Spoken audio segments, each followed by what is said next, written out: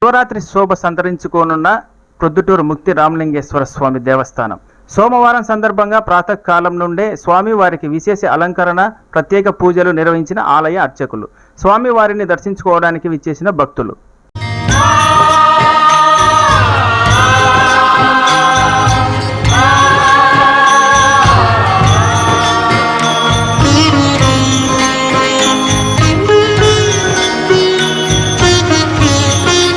ఓం శ్రీ గురుభ్యో నమః. హరి ఓం.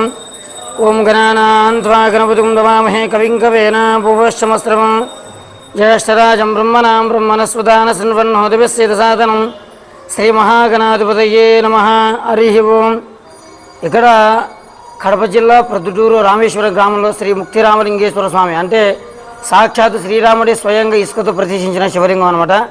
ఇది మహాశివరాత్రి సంబంధంగా ఇక్కడ మహాశివరాత్రి రోజు ఉదయం 3 గంటల నుంచి ఉదయం మహాన్యాసపూర్వక ఏకాదశి రుద్రాభిషేకము, అదేవిధంగా ఉదయం 10 గంటలకు ఉత్సవమూర్తులకు అభిషేకము, అదేవిధంగా సాయంత్రము శివపార్వతుల కళ్యాణము, అదేవిధంగా 12 గంటలకు శ్రీ ముక్తి రామలింగేశ్వర స్వామి వారికి లింగోద్భవ అభిషేకం. అంటే ఇక్కడ రాష్ట్రాల వారీగా, పల్లెల వారీగా, జిల్లాల వారీగా ఇక్కడ ప్రత్యేకంగా వస్తారనమాట. అదేవిధంగా కళ్యాణం అయిన తర్వాత మళ్ళీ శివపార్వతుల కళ్యాణ గ్రామోత్సవం ఉంటుంది అనమాట. అందుకు ఇక్కడ మహాశివరాత్రి రోజున ఉపవాసాలు ఎక్కువ ఉంటారనమాట. అందుకు ఇక్కడ శివపార్వతుల కళ్యాణం జరుగుతుంది. అదేవిధంగా ఇక్కడ జనాలు అధిక సంఖ్యలో వస్తారని మేము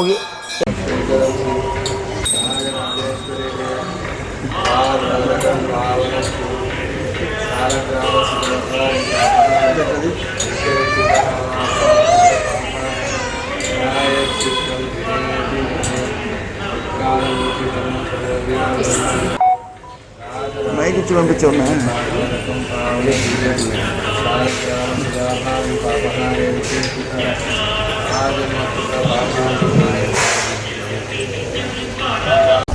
అసెంబ్లీ బడ్జెట్ సమావేశాలలో ప్రసంగం ఇవ్వడానికి వచ్చిన రాష్ట్ర గవర్నర్ అబ్దుల్ నజీర్కు స్వాగతం పలికిన ముఖ్యమంత్రి చంద్రబాబు నాయుడు, అసెంబ్లీ స్పీకర్ అయ్యన్న పాత్రుడు.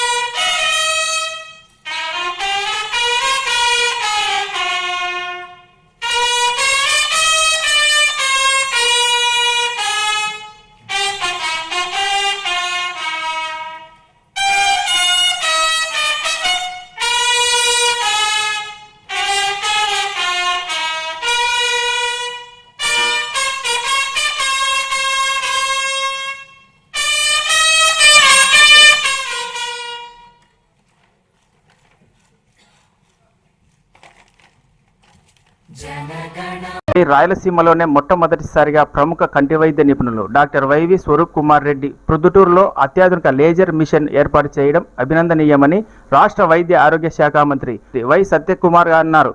ఆదివారం సాయంత్రం స్థానిక స్వరూప్ కుమార్ రెడ్డి కంటి ఆసుపత్రిలో ఏర్పాటు చేసిన లేజర్ యంత్రాన్ని రాష్ట్ర వైద్య ఆరోగ్య శాఖ మంత్రి వై సత్యకుమార్ యాదవ్ వర్చువల్గా ప్రారంభించారు. ఈ సందర్భంగా సభను ఉద్దేశించి ఆయన మాట్లాడుతూ, మనం పాత రోజుల్లో మీరందరూ చూస్తుంటారు, కంటి శుక్లం ఆపరేషన్లు అన్నిటి వేల ఆపరేషన్లు మనం చాలా చోట్ల మాస్ క్యాంప్స్ అవి పెట్టేవాళ్ళు. రోటరీలో మనం ఫ్రీ క్యాంప్స్ అవి పెట్టి చాలా జరుగుతున్నవి. ఇదంతా మనకు తెలిసిన విషయాలే. ఇందుగలడు అందులేడ సందేహమే లేదు, ఎందెంది వెతికినా అందు గజ్జల కనబడు అని అంటా నేను. సో గజ్జల వెంకటేశ్వర రెడ్డి గారు 2 నిమిషాలు రెస్పాండ్ కాగలిగితే రైట్ సార్. ఓకే, ఒక్క నిమిషం సార్, ఒక్క నిమిషం. ఇంకా మినిస్టర్ గారు లైన్లోకి వచ్చి ఉంటుందని సార్ తెలియజేశారు. కాబట్టి ఇటువంటి అవకాశాన్ని మన సిరిపురిలో ఏర్పాటు చేయడము చాలా హర్షణీయం, అభినందనీయం, అభిలషణీయం.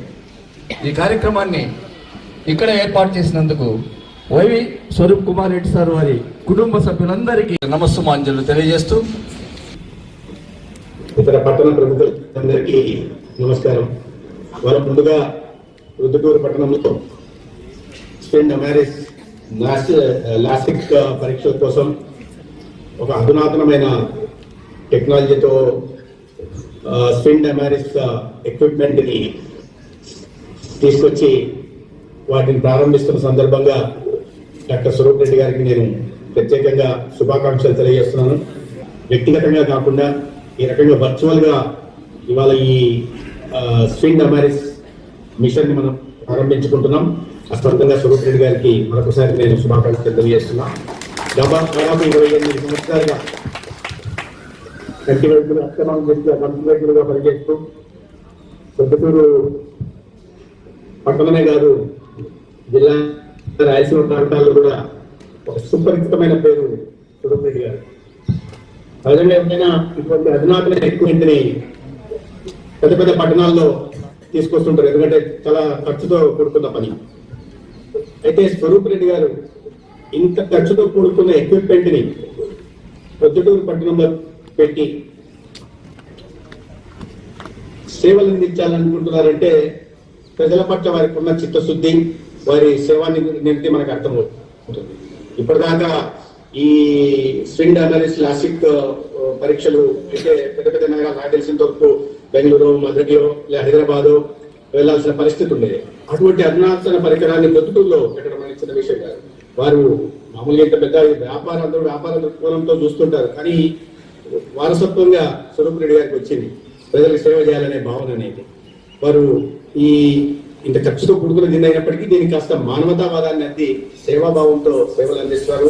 ఈ ప్రొద్దుటూరు లాంటి పట్టణంలో మనకు తెలుసు, అంతా ఈ ఆసుపత్రికి వెళ్ళే వాళ్ళకి చాలా వరకు మధ్య తరగతి, దిగువ మధ్య తరగతి వాళ్ళు ఉంటున్నారు. అటువంటి వారికి సేవలు అందించడం నిజంగా అభినందనీయం. మా ఆహ్వానాన్ని మన్నించి వచ్చిన పూర్వ ప్రముఖులు, మిత్రులు, పెద్దలు, డాక్టర్లు, స్నేహితులు, మీడియా వారు అందరికీ నమస్కారము. అలాగే మా కోరిక మేరకు వర్చువల్ ఇనాగరేషన్ చేసిన మంత్రివర్యులు సత్యకుమార్ గారికి నమస్కారములు, ధన్యవాదములు. ఈరోజు మేము స్టార్ట్ చేసిన లాసిక్ మిషన్ 2010 నుంచి ఉన్నాయి. ఇది 3వ మిషన్. ఏమంటే టెక్నాలజీ అప్డేట్ అవుతుంది కాబట్టి, ఇప్పుడు అంతా ఆర్టిఫిషియల్ ఇంటెలిజెన్స్ కాలం వచ్చింది కాబట్టి అలాంటి మిషన్ స్ఫిండ్ అమరీస్ అనేది మనం ఇన్స్టాలేషన్ ఇక్కడ చేశాము. దీనివల్ల తెలిసిన సైటు, తెలియని హై ఆర్డర్ అబ్రేషన్స్ అనే డిఫెక్ట్స్ మా ఫింగర్ ప్రింట్ మాదిరి ఉంటాయి కంట్లో, అవి కూడా ట్రీట్మెంట్ ఇవ్వగలిగి సూపర్విజన్ ఇవ్వగలిగే స్థాయిలో ఉన్నాము.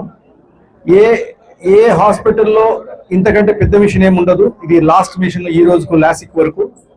అలాగే కెరటోకోనస్ అనే ఒక జబ్బు ఉంటుంది, చిన్నపిల్లల్లో ఎక్కువ వస్తుంది.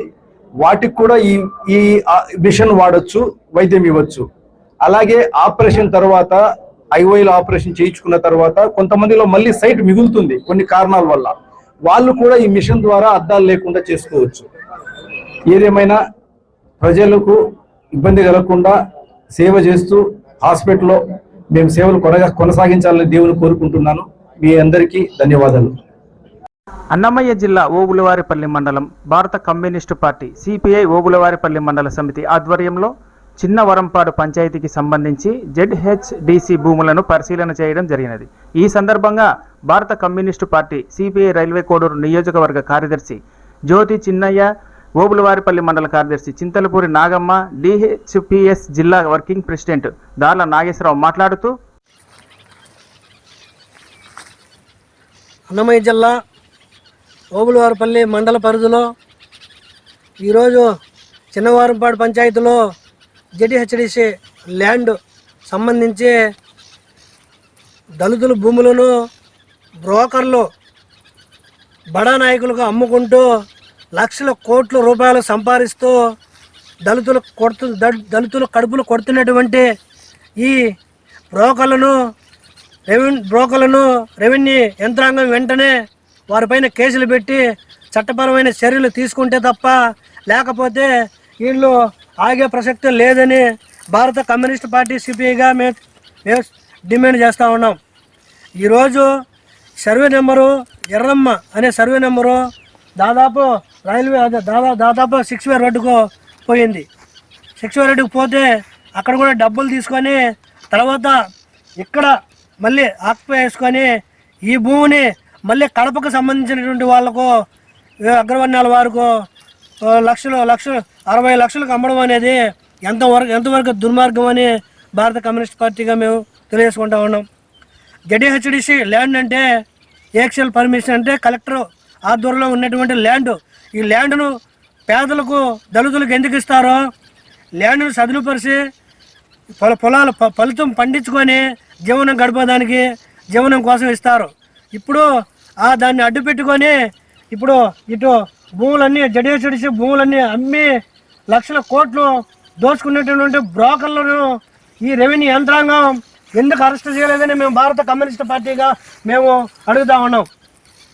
ఎందుకంటే ఇప్పుడు ఈ చిన్నవరంపాడు పరిధిలో కావచ్చు, మండల పరిధిలో కావచ్చు, చాలామంది పేదలు ఉన్నారు. వీళ్ళకి ఇవ్వచ్చు కదా అని మేము అడుగుతా ఉన్నాం. ఇప్పటికైనా చెప్తా ఉన్నాం.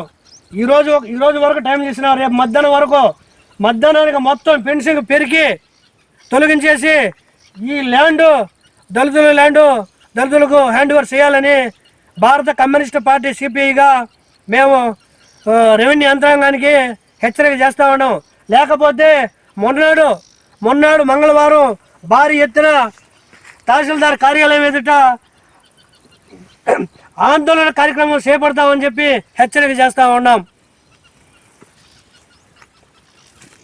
సోమవారం ఉదయం జమ్మలమడుగు పట్టణం పాత బస్టాండ్ అంబేద్కర్ విగ్రహానికి పూలమాలలు వేసి నివాళులర్పించిన రాష్ట్ర మాల మహానాడు రామోజీ వర్గం. అనంతరం అంబేద్కర్ విగ్రహం దగ్గర నుంచి ఆర్టీఓ కార్యాలయం వరకు కుల వివక్ష మరియు దళితుల ఫిర్యాదుల పట్ల నిర్లక్ష్యం చూపిస్తున్న జమ్మలమడుగు ఆర్డీఓ డౌన్ అని నినాదాలు చేస్తూ నిరసన కార్యక్రమం చేపట్టారు. తదనంతరం రాష్ట్ర మాల మహానాడు రామోజీ వర్గం జాతీయ అధ్యక్షులు రామోజీ ఇమ్మానియల్ మాట్లాడుతూ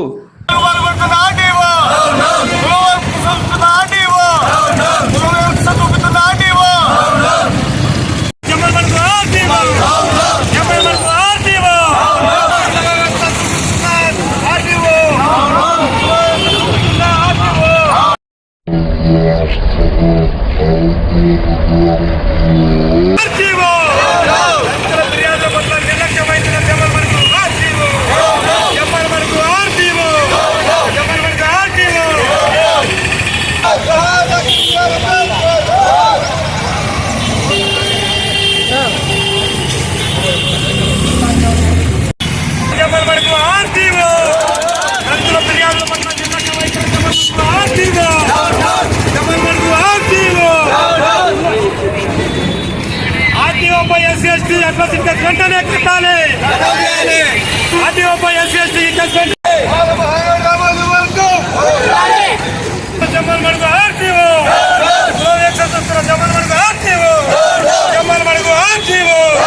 Jammalamadugu RTO doctor B R Ambedkar.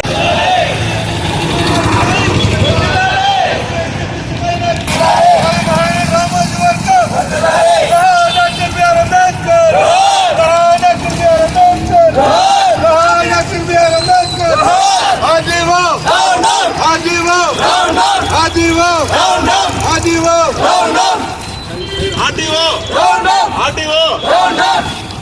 దళితుల ఫిర్యాదుల పట్ల నిర్లక్ష్యం వహిస్తున్న జమ్మలమడుగు ఆర్టీఓ. దళితుల ఫిర్యాదుల పట్ల నిర్లక్ష్యం వహిస్తున్న జమ్మలమడుగు ఆర్టీఓ. దళితుల ఫిర్యాదుల పట్ల నిర్లక్ష్యం వహిస్తున్న జమ్మలమడుగు ఆర్టీఓ. జమ్మలమడుగు ఆర్టీఓపై ఎస్సీ కేసు. భూ కబ్జాదారులు కొమ్ము కాస్తున్న ఆర్టీఓ. భూ కబ్జాదారులు కొమ్ము కాస్తున్న ఆర్టీఓ. దళితుల ఫిర్యాదుల పట్ల నిర్లక్ష్యంగా వహిస్తున్న ఆర్టీఓ. దళితుల ఫిర్యాదుల పట్ల నిర్లక్ష్యంగా వహిస్తున్న ఆర్టీఓ. Doctor B R Ambedkar. భారత రాజ్యాంగం. భారత రాజ్యాంగం.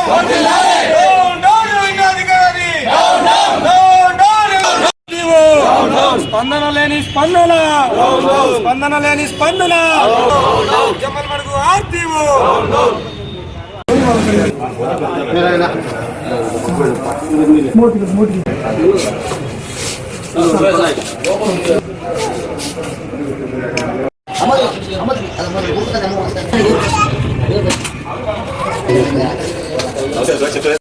జై భీమ్. జై భీమ్.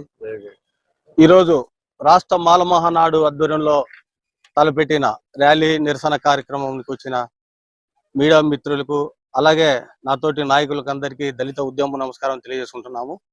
ఈరోజు ఈ యొక్క ర్యాలీ ధర్నా నిరసన కార్యక్రమం ముఖ్య ఉద్దేశం ఏంటంటే, గతంలో అంటే కొన్ని నెలల క్రితము ప్రభుత్వం మారిన తర్వాత రేషన్ డీలర్లకు తాత్కాలిక పర్మిషన్ కోసం ఒక్కొక్క డీలర్ దగ్గర 5,000 రూపాయలు వసూలు చేసినారని చాలా మంది నా దగ్గరకు వచ్చి డీలర్లు చెప్పినారు. చెప్పిన తర్వాత ఒక్కొక్క డివిజన్ లో 300 అంటే 300 రేషన్ షాపులు అంటే 5,000 చొప్పున ఎంత అవుతుంది. అలాగే దాని మీద మీరు ఏదన్నా కరప్షన్ ఉంటే మీరు సరిదిద్దుకోండి ఆ తప్పునని నేను చెప్పి ఒక ఫిర్యాదు చేసిన. ఇక్కడ వచ్చి కనీసం ఎవరైతే అవినీతికి పాల్పడుతున్నారో, అక్రమాలకు పాల్పడుతున్నారో, ఈ అధికారి పేరు చెప్పి 5,000 వసూలు చేసినారో వాళ్ళ మీద ఎటువంటి చర్యలు తీసుకోలే. వాళ్ళ మీద ఎటువంటి చర్యలు తీసుకోకపోగా కొంతమందిని పిలిచి నేను ఒక మాల కులానికి సంబంధించిన ఒక దళితునని నేను వచ్చే ఇక్కడ ఆఫీసులో మాట్లాడొద్దు, నేను మాట్లాడితే వాళ్ళను బెదిరింపులు, నువ్వు ఎందుకు మాట్లాడుతున్నావు అతనితో అని. ఒకటి ఇది కుల వివక్ష కాదని అడుగుతాను మిమ్మల్ని మీడియా మిత్రుల ద్వారా. వాళ్ళ మీద ఎందుకు ఎస్సీ అట్రాసిటీ కేసు కట్టకూడదు ఆర్డీఓ పైన. రెండోది వచ్చేసి ఇదే కాకుండా నేను నాకు తెట్టుందని ఒకటి గన్ లైసెన్స్ అప్లై చేసిన, దాని మీద కూడా నో రెస్పాండ్. అసలు నేను అడిగితే ఏమే కానీ చెప్పాలి. అదే కాకుండా 7వ నెల 29వ తేదీన 2024లో 29వ తేదీ ఈ జిల్లాలో పౌర దినోత్సవం జరపాలని ఒక రిప్రజెంటేషన్ కలెక్టర్ గారికి ఇచ్చిన తర్వాత ఆయన సోషల్ వెల్ఫేర్ డీడీ ద్వారా ఇక్కడ ఆర్డీఓ గారికి పంపించినాడు. దాని మీద నేను ఎన్నోసార్లు అడుగుతుంటే దాని మీద ప్రాసెస్ జరుగుతుంది అంటారు. అదే కాకుండా ఎస్సీ ఎస్టీ విజిలెన్స్ మానిటరింగ్ కమిటీకి జరపమని కూడా ఇచ్చినప్పుడు ఎన్ఓసి అడిగినారు, పోలీసుల ఎన్ఓసి, అది కూడా ఇచ్చిన. దానికి కూడా జవాబు లేదు. ఎవరన్నా అడిగితే ఇక్కడ అతనితో మాట్లాడొద్దు అంటే నిజాలు బయటపడతాయని ఉద్దేశంతో నాతో మాట్లాడొద్దు అంటే ఇదేమన్నా న్యాయమా? మీరే చెప్పండి న్యాయ నిపుణులు. అదే ఒకటి ఈ పొద్దుటూరుకు సంబంధించి ఒకటి స్థలము దళితుల కోసం అని కాలువ ఇరిగేషన్ డిపార్ట్మెంట్ కాలువ పక్కన 1000 ఇండ్లు కట్టుకున్నారు. అక్కడ 10 సెంట్లు స్థలం ఉంది. ఆ 10 సెంట్లు 10 మంది దళితులకు ఇండ్లు లేని వాళ్ళకు నిరుపేదలకు ఇమ్మని అడిగినాం. అయితే అట్లా నేను ఇయ్యను, అది మాది స్థలం అనేది మేడం. సరే మీదన్నప్పుడు ఇక్కడ చెప్పినాం 231 సర్వే నెంబర్ పొద్దుటూరులో ఉప్పాగులో కుంట భూమి, అది దర్జాగా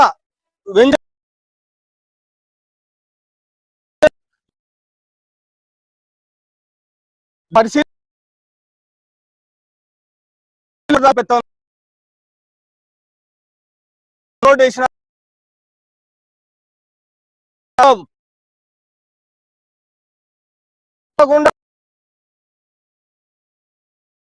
లింగా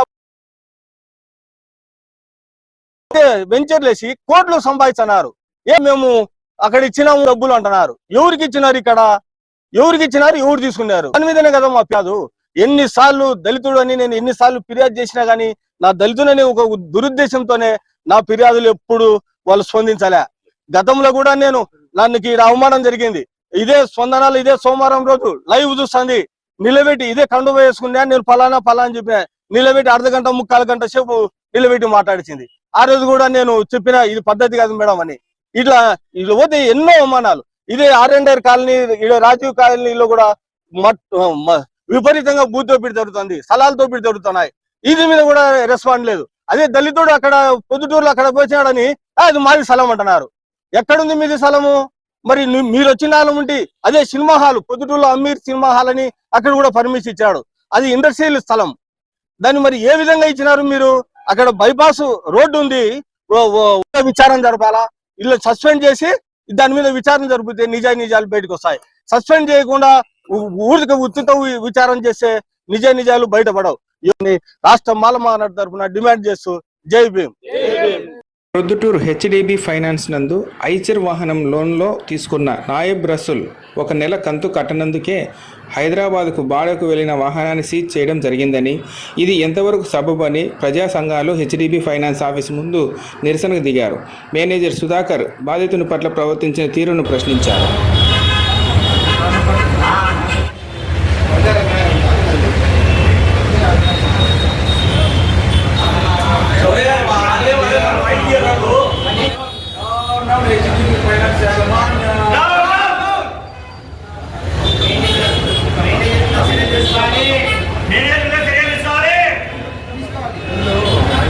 ఈరోజు ప్రొద్దుటూరు పట్టణంలోని హెచ్డిబి ఫైనాన్స్ యాజమాన్యం వారు బాధితుడు నాయబ్ రసూల్ నడిపల్లె వ్యక్తికి సంబంధించిన ఐచర్ 2024 మోడల్ బండిని ఫైనాన్స్ రూపంలో ఇక్కడ తీసుకుంటే ఫైనాన్స్తో నెలకంతు దాదాపు 53,000 రూపాయలు ఈ ఫైనాన్స్ యాజమాన్యానికి చెల్లిస్తూ ఉంటే వాళ్ళు 1 కంతు కట్టలేదనే ఉద్దేశంతో పూర్తి స్థాయిలో ఆ బండిని హైదరాబాదుకు బాడిగ వెళ్ళింటే హైదరాబాదులో సీజ్ చేయడం జరిగింది. ఇది ఎంతవరకు న్యాయం అని చెప్పేసి మేము అడుగుతా ఉన్నాము. 1 కంతుకే మీరు 1-2 కంతులకే పూర్తి స్థాయిలో కస్టమర్లను ఇబ్బంది పెట్టడము, వారిని ఇబ్బందులకు గురి చేయడము, మీరు కట్టలేరు, మీ బండిని మేము వేలం వేసుకుంటాము, మేము అమ్మేసుకుంటాము అని చెప్పేసి హెచ్డిబి ఫైనాన్స్ వారు చెప్తా ఉన్నారు. మేము ఒకటే అడుగుతున్నాము, అయ్యా మీరు ఆర్బీఐ రూల్స్ పాటిస్తారా లేదా, ఆర్బీఐ నామ్స్ ప్రకారం మీరు ఫైనాన్స్ నడుపుతారా లేదా అని చెప్పేసి మేము అడుగుతా ఉన్నాము. ఆర్బీఐ నామ్స్ ప్రకారము మీరు ఏ విధంగా కస్టమర్తో మసలు కావాలా, కస్టమర్తో ఏ విధంగా ఉండాలా, కస్టమర్ అడిగితే కనుక ఈరోజు బెదిరించే టైపుకు మీరున్నారు. ఒకటి కస్టమర్తో స్నేహభావంతో మెలగాల్సిన యాజమాన్యం ఇక్కడ ఎండీగా కొనసాగుతున్న సుధాకర్ రెడ్డి గారు అసభ్య పదాలతో మాట్లాడడము, కస్టమర్ను భయభ్రాంతులకు గురి చేయడం జరుగుతూ ఉంది. అయినా ఇంకా మార్చి 10వ తారీఖు వరకు సమయం ఉంటే ఈ మధ్యరాలనే ఇంకా మీరు కంతు కట్టలేదనే నెపంతో ఇంకా టైం ఉన్నా కూడా పూర్తి స్థాయిలో కడతామన్నా కూడా వినుకోకుండా హైదరాబాదు బాడెక్కిపోయిన బండిని సీజ్ చేయడం ఎంతవరకు సబబు అని చెప్పేసి మేము విద్యార్థి ప్రజా యువజన సంఘాలుగా అడుగుతా ఉన్నాం. అయ్యా ఇంత మోసం చేస్తూ ఉన్నారు, మీరు ప్రజలను దోపిడీకి గురి చేస్తున్నారు.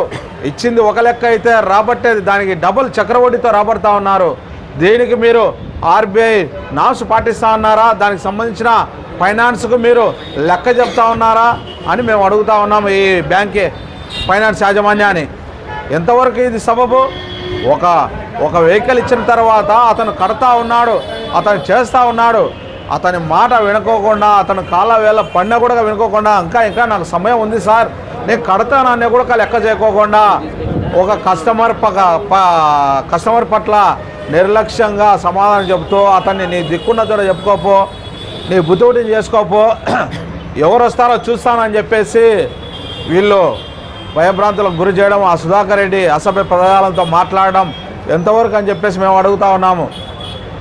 ఇలా కస్టమరు అనేక విధాలుగా మీకు కంతులు ప్రతి నెల చెల్లిస్తూ ఉంటే ఒక 10 రోజులు ఇంకా సమయం ఉన్నా కూడా ఈరోజు అతని బండి ఆపడము, అతని బండి మేము వేలానికి పెట్టుకుంటామని చెప్పేసి నిర్లక్ష్యంగా సమాధానం చెప్పడము ఎంతవరకు అని చెప్పేసి మేము అడుగుతా ఉన్నాము. ఈ విషయం పైన కూడా పోలీస్ స్టేషన్లో కంప్లైంట్ నమోదు చేస్తామని చెప్పేసి కూడా చెప్తా ఉన్నాము. ఈ ఫైనాన్స్ తక్షణమే సీజ్ చేయాలని చెప్పేసి ఆర్బీఐ నామ్స్ పాటించని ఈ ఫైనాన్స్ను జిల్లా కలెక్టర్ గారు, జిల్లా ఎస్పీ గారు చొరవ చూపి వెంటనే ఈ ఫైనాన్స్ను, ఈ ప్రైవేట్ ఫైనాన్స్ను మూసేయాలని చెప్పేసి మేము కోరుతా ఉన్నాము. ఇలాంటి బాధ్యతలలో ఆత్మహత్యలను ఆపాలని చెప్పేసి కూడా ఈరోజు ప్రొద్దుటూరు పోలీసు వారిని, డిఎస్పీ వారిని, అలాగే ఈ సర్కిల్ పోలీస్ స్టేషన్ అధికారులను కోరుతా ఉన్నాము.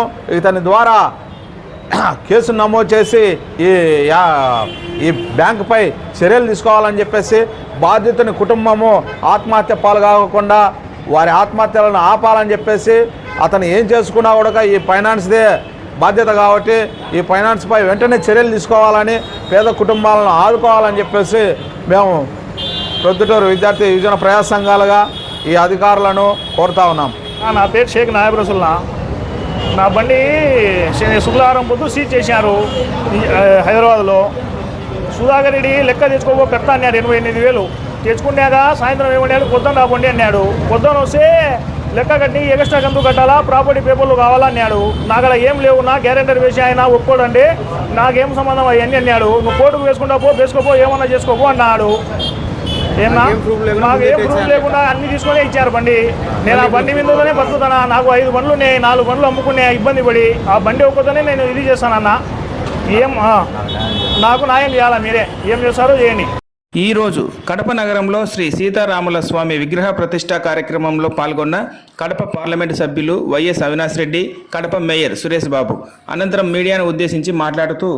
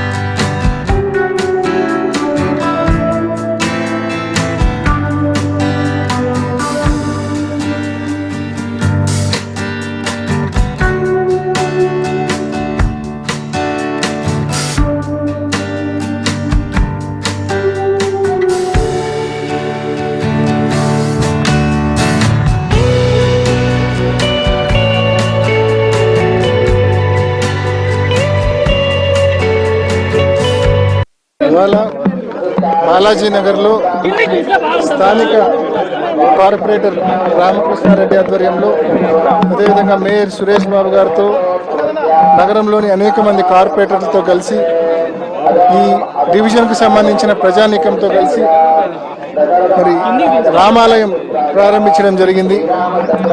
ఆ శ్రీరామచంద్రుని ఆశీస్సులు ప్రతి ఒక్కరికి కూడా ఉండాలని చెప్పి మనస్ఫూర్తిగా కోరుకుంటున్నా. రాష్ట్రం సుభిక్షంగా ఉండాలని, రైతులు బాగుండాలని, ప్రజలందరూ బాగుండాలని, ఆ శ్రీరామచంద్రుని ఆశీస్సులు అందరి మీద ఉండాలని మనస్ఫూర్తిగా కోరుకుంటున్నా.